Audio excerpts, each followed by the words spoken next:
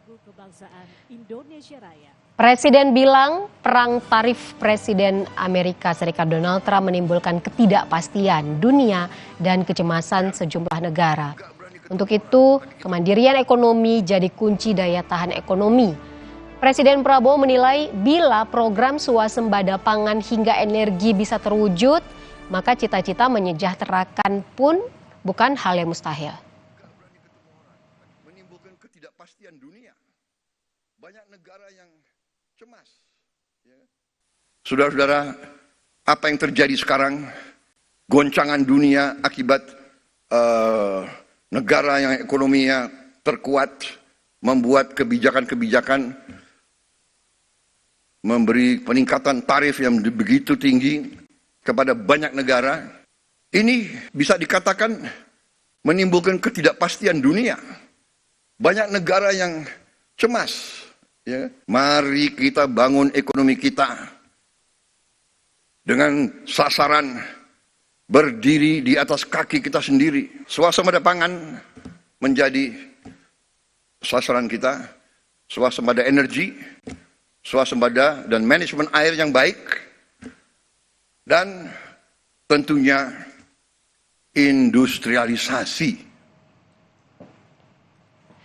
Menteri Keuangan Sri Mulyani bilang apa yang terjadi dalam kurun waktu Februari 2025 hingga April 2025 telah mengubah lanskap perekonomian global. Ia pun mengajak pengusaha dan seluruh pemangku kepentingan bersama pemerintah untuk memperbaiki iklim usaha dan investasi serta memperkuat daya saing domestik pasca kenaikan pajak oleh Presiden Amerika Serikat Donald Trump. Ini akan melengkapi karena ini salah satu instrumen di dalam pengelolaan ekonomi. Kebijakan tarif Amerika menjadikan risiko ketidakpastian yang luar biasa. Kalau kita lihat timelinenya selama satu episode 1 Februari hingga April ini dalam 2 bulan telah mengubah lanskap perekonomian global. Setiap negara pasti instingnya adalah menjaga domestiknya. Maka banyak kebijakan ekonomi menjadi inward looking.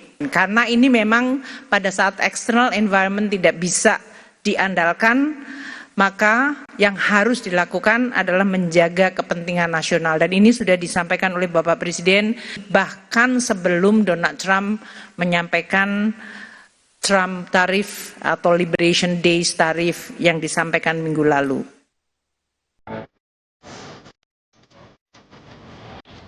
Kebijakan tarif impor 32% yang diumumkan Presiden Amerika Serikat Donald Trump menimbulkan kekhawatiran bagi dunia usaha di Indonesia.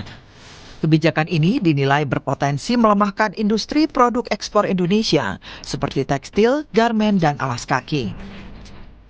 Sementara gelombang pemutusan hubungan kerja atau PHK telah bergulir pada perusahaan yang tak lagi mampu bersaing. Merespons situasi ini, Presiden Konfederasi Serikat Pekerja Seluruh Indonesia (KSPSI) Andi Gani Nenawea mendorong pemerintah secepatnya bernegosiasi dengan pemerintah Amerika Serikat untuk mencegah ancaman PHK yang lebih besar. Dampaknya sangat besar dan ancaman PHK di depan mata. Dengan biaya masuk begitu besar, sangat menyulitkan pasar dalam negeri.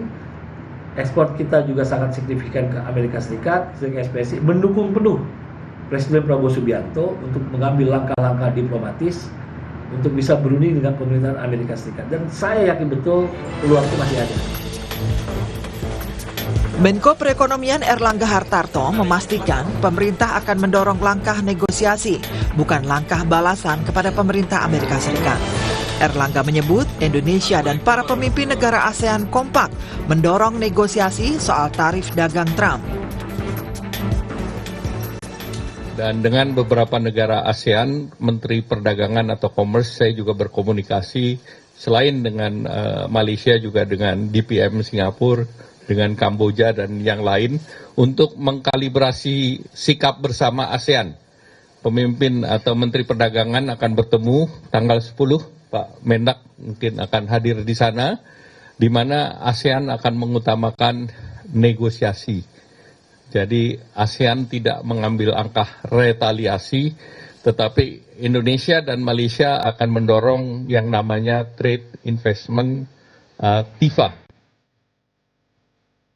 Sebelumnya, Presiden Prabowo Subianto bertemu Perdana Menteri Malaysia Anwar Ibrahim di Kuala Lumpur hari Minggu lalu.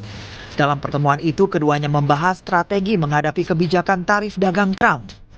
Kebijakan ini tengah jadi sorotan utama di ASEAN.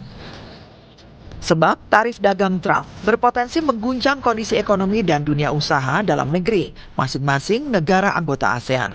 Tim Liputan Kompas TV.